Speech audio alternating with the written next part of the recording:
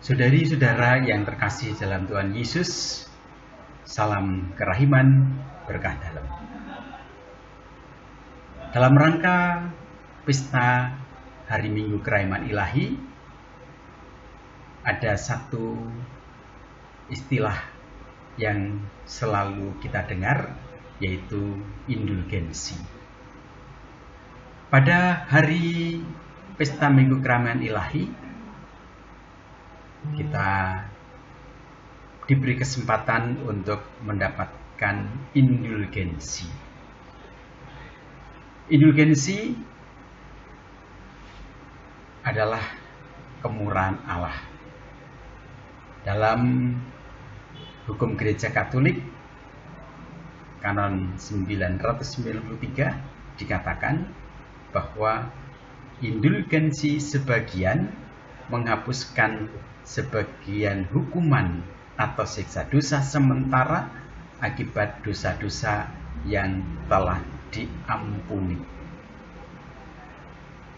Bagaimana cara-cara mendapatkan indulgensi yang disebut indulgensi sebagian ataupun indulgensi penuh?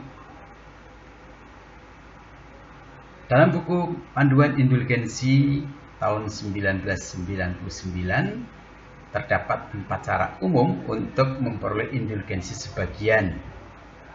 4 cara yang dimaksud merupakan hal-hal umum yang seharusnya dapat dilakukan umat dalam kehidupan sehari-hari, sehingga umat yang memenuhi persyaratan dapat memperoleh indulgensi sebagian dengan melakukan salah satu dari keempat cara yang disebutkan.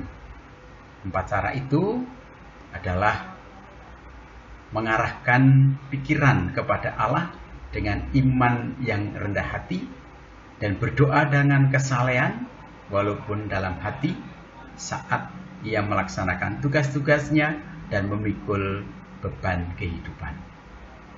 Yang kedua, memberikan dirinya sendiri ataupun barang-barang atau materi yang dimilikinya dengan semangat iman dan hati yang berbelas kasih kepada sesama yang membutuhkan pertolongan. Dan yang ketiga, menyangkal diri atau berpantang atas kemauannya sendiri dalam semangat pertobatan terhadap keinginan-keinginan pribadinya ataupun hal-hal yang menyenangkannya. Dan yang keempat, menjadi saksi iman atas kehendak bebasnya sendiri di hadapan orang lain pada situasi-situasi tertentu dalam kehidupannya sehari-hari. Masih ada cara-cara lain selain 4 cara umum yang dianjurkan, entah itu mendaraskan dengan kesalehan doa resmi yang ditujukan demi terlaksananya suatu tujuan religius, atau mempelajari, mengajarkan ajaran Kristiani, juga mendaraskan doa untuk persatuan gereja dengan kesalehan. Masih ada cara-cara lain yang seringkali juga disebutkan. Nah, kemudian tentang indulgensi penuh. Indulgensi penuh atau indulgensi seluruhnya menghapuskan seluruh hukuman siksa dosa sementara yang timbul karena dosa-dosanya yang telah diampuni. Jika seseorang menerima indulgensi penuh dan tiba-tiba meninggal dunia segera sesudahnya, maka ia diyakini tidak perlu menjalani pemurnian dalam purgatorium.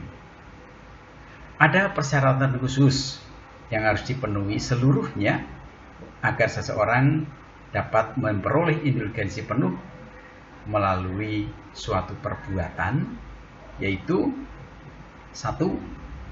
Tidak terikat pada suatu dosa sekecil apapun, sekalipun hanya 1 dosa ringan.